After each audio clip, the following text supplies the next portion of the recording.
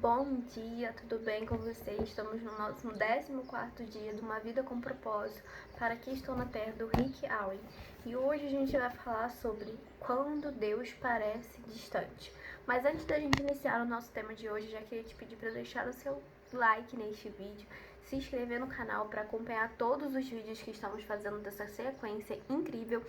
E caso você tenha caído aqui nesse 14º vídeo por acaso, te convido a assistir todo esse vídeo, depois clicar no link dessa descrição para ir para nossa playlist e voltar lá do dia 1 para você não perder nenhuma mensagem dessa sequência. E vamos começar com o nosso tema de hoje. A primeira passagem que ele já deixa aqui pra gente é Isaías 8:17. Ele se escondeu do seu povo, mas eu confio nele e nele ponho a minha esperança. E a primeira frase, que já é uma frase impactante, é: Deus é real, não importa como você se sinta. Então a gente tem que crer nisso, né? Que Deus é real, que Deus é presente, que Ele está presente em nossa vida, independente da gente estar ouvindo Ele ou não, da gente estar sentindo Ele ou não, né? E nesse versículo ele fala, né, que Ele se escondeu do seu povo, mas mesmo assim eles continuaram confiando nele, pondo a esperança nele, né? Isaías continuou confiando em Deus e pondo a esperança nele, mesmo Deus tendo se escondido do seu povo, né? Por muitas das vezes a gente vai passar por tempos de silêncio, a gente vai passar por tempos que parece que a gente não está sentindo a presença de Deus, mas é neste momento que a gente tem que ativar verdadeiramente a nossa fé, porque Ele está presente em todos os momentos da nossa vida. E aqui eu botei uma frase que eu marquei, né, que eu achei bem importante, é: a mais profunda adoração é louvar a Deus apesar da dor, dar graças durante a provação, manter a confiança nele em meio à tentação, render-se a ele durante o sofrimento e amá-lo quando ele parece distante, né? Ele parece distante, mas não está, porque ele está presente em todos os momentos. E mesmo quando a gente está passando por situações, por circunstâncias de dor, de sofrimento, de provações, nós temos que voltar os nossos olhos para Deus, mesmo achando que Ele possa ter nos abandonado, mesmo achando que Ele possa ter se distanciado da gente, porque Ele está presente em todos os momentos.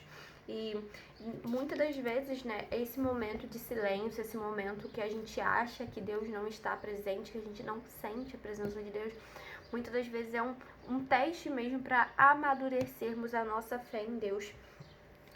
Ele irá nos testar, né, com essa aparente separação, né? Muitas amizades são testadas quando as pessoas se distanciam uma das outras, né?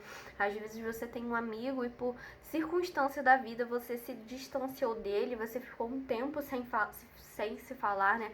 Mas quando a amizade é verdadeira, a gente costuma dizer, né, pode passar o tempo que for, que quando vocês se reencontram, vocês sentem como se nada tivesse acontecido, como se não houvesse separação, como se não tivesse esse distanciamento, porque a amizade era verdadeira. Da mesma forma, é nossa amizade com Deus, mesmo durante esses períodos de aparente separação, quando a gente volta a ter um contato, né, quando passa esse teste, a gente sente como se nada tivesse acontecido, porque realmente Deus estava presente em todos os tempos. E aqui, segundo a Bíblia, né, Davi foi a pessoa que, provavelmente, né, foi a pessoa que teve mais perto de Deus, uma amizade mais próxima a Deus, né, depois, é claro, de Jesus. E mesmo assim, ele tem vários salmos, ele tem várias passagens que ele reclama dessa aparente ausência de Deus, né? Algumas das passagens que ele coloca aqui, né? Ó Eterno, por que está me evitando? Onde estás tu quando eu preciso de ti? Ou por que te esqueceste de mim? Por que está tão distante? Por que ignora meus pedidos de socorro? Por que me abandonaste, né? Então, Davi, que era aparentemente, né, a segunda pessoa mais próxima de Deus, segundo a Bíblia, é o homem segundo o coração de Deus, mesmo assim se sentiu abandonado, passou por períodos de silêncio, passou por períodos de aparente separação de Deus, e mesmo assim ele não perdeu a fé, mas ele foi sincero a Deus a todo momento, né? Mostrando que ele estava sentindo falta da presença, mostrando que ele estava amargurado por aquele silêncio. E mesmo assim, tendo fé que Deus é aquele que está no controle de todas as coisas, mesmo quando a gente não está sentindo a sua presença. E todo cristão passa por isso pelo menos uma vez na vida ou várias vezes na vida. É doloroso e perturbador, mas absolutamente vital para o desenvolvimento da sua fé. Nós precisamos desenvolver a nossa fé. Crer que Deus está presente mesmo nos momentos de angústia, mesmo nos momentos de dor, mesmo nos momentos de provações. Ele está presente a todo momento. E muitas das vezes a gente passa por esses períodos, né? Por esses momentos, como a gente já falou lá atrás, como um teste de confiança em Deus, para você realmente declarar a sua fé em Deus mesmo nos momentos difíceis. E um exemplo, né, de uma pessoa que fez isso lindamente durante a Bíblia foi Jó, né? Em um único dia ele perdeu tudo, família, negócio, saúde e todos os seus bens. E o pior, ao longo de 37 capítulos do livro dele, né, Deus não disse absolutamente nada. Ele passou ali um bom tempo com Deus em silêncio, com Deus aparentemente o abandonando. E mesmo assim, né, no final, quando a gente lê, a gente sabe que Deus está no controle de todas as coisas. E será que a gente consegue mesmo amar a Deus, obedecer, o adorar e confiar nele, mesmo quando a gente não sente a presença dele? E o erro mais comum que ele fala, né, dos cristãos é que muitas das vezes as pessoas buscam não a Deus, mas buscam experiências com Deus. Gente, é maravilhoso viver experiências sobrenaturais na presença de Deus. É maravilhoso sentir sensações, sentir que a presença de Deus ali é queimando, né?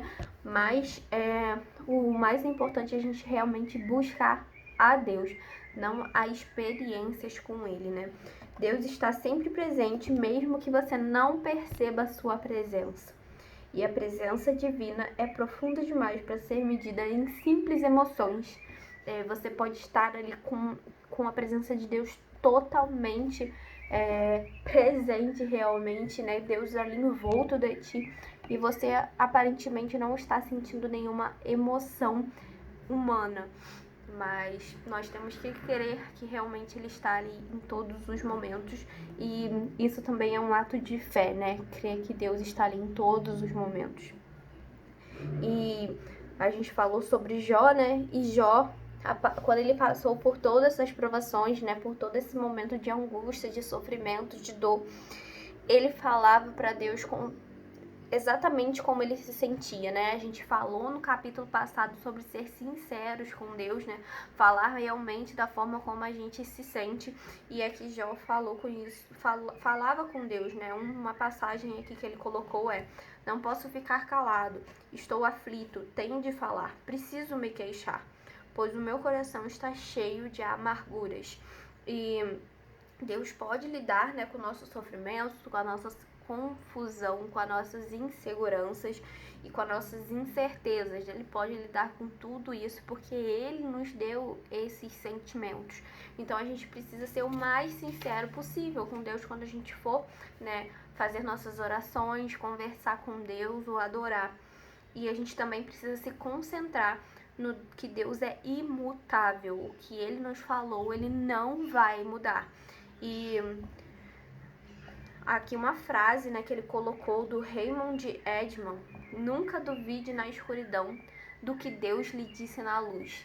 Por muitas das vezes a gente está passando por momentos de tribulações e nossa fé é tão abalada que a gente esquece das promessas que Deus nos deu, né, na luz, que Deus nos deu quando tudo estava bem. E a gente não pode deixar se abalar dessa forma e achar que Deus vai mudar ou esquecer daquilo que Ele já nos prometeu. As circunstâncias não vão mudar o caráter de Deus. Ele não vai mudar o que Ele já lhe disse, né? O que Ele já lhe prometeu. Não é só porque está um tempo difícil que Ele vai desistir da promessa que Ele já colocou em sua vida. E a gente tem que ter fé nisso. E quando você se sente abandonado por Deus e ainda assim mantém a sua confiança nele, significa que você está adorando de maneira mais profunda, apesar dos sentimentos conturbados. Quando a gente está passando por situações difíceis, continua adorando e crendo nele, isso sim é uma adoração muito profunda, porque as circunstâncias seriam contrárias e mesmo assim a gente escolhe adorar e crer no que Deus já nos prometeu. E lembre-se do que Deus já fez por você. Quando você estiver passando por esses momentos que Deus parece distante, você tem que voltar à sua mente o que Ele já fez por você. E mesmo que Ele não tivesse feito nada, Ele já merecia todo louvor e adoração. Porém, Ele fez uma coisa que nós nunca poderemos agradecer o suficiente, nunca poderemos honrar o suficiente, nunca poderemos nos prostrar o suficiente para merecer aquilo que Ele fez por nós, né? O Filho de Deus morreu por mim e por você. E esse é o maior de todos os motivos para a gente adorar a Deus. A gente, por muitas das vezes, por esses... Não, com nós cristãos ser um tema, né? Aparentemente, né? Que a gente já está acostumado com isso, a gente acaba não dando valor o suficiente a tudo que Jesus passou por nós, né? Ele foi desnudado, espancado até ficar quase irreconhecível, açoitado, ridicularizado, escarnecido, coroado com espinhos, cuspido de forma humilhante, ultrajado, ridicularizado por homens cruéis. Ele foi tratado pior do que um animal, gente. Vocês têm noção de tudo isso que ele passou por mim e por você? E quase inconsciente pela perda do sangue, ele foi forçado a arrastar uma cruz colina acima. Foi pregado nela e deixado para morrer lenta e excruciante agonia. Gente, presta atenção em tudo isso que Jesus passou por mim e por você. Jesus poderia ter se salvado, mas dessa forma, se ele tivesse feito isso, ele não tinha salvo a mim e nem a você. Vocês têm noção do quão isso é... Não sei nem descrever, sabe? Esse momento, o quão doloroso que deve ter sido para ele, sabe? O quão difícil que deve ter sido passar por tudo isso. E ele fez isso por mim e por você. Se isso não é um motivo suficiente para você o adorá-lo, eu não sei mais o que é. E na Bíblia vai dizer, né? Em Cristo não havia pecado, mas Deus colocou sobre Cristo a culpa dos nossos pecados, para nós, em união com Ele, vivamos de acordo com a vontade de Deus. Ele não tinha pecado, ele não merecia passar por tudo aquilo, ele não era para pagar por tudo aquilo, mas ele fez esse sacrifício, ele saiu lá da presença de Deus como filho de Deus e veio a este mundo para sofrer tudo isso que a gente falou aqui, por mim e por você. E essa sequência de capítulos que a gente leu, né, desde o capítulo 7 até agora o 14, o tema foi que nós fomos planejados para agradar a Deus e para adorá-lo. E se depois de 14 capítulos, com esse último, você não ter plena consciência de que você... Só esse motivo aqui já é o suficiente para adorá-lo, eu não sei mais o que pode te convencer. Presta atenção, né? Leia essa parte da crucificação, veja tudo que Jesus passou por mim e por você. A gente pode excluir todos os outros capítulos, né, que fala porque devemos adorar a Deus. Só esse já deveria ser o suficiente, mas a gente tem tantas outras coisas, né, que nos fazem querer adorá-lo, né?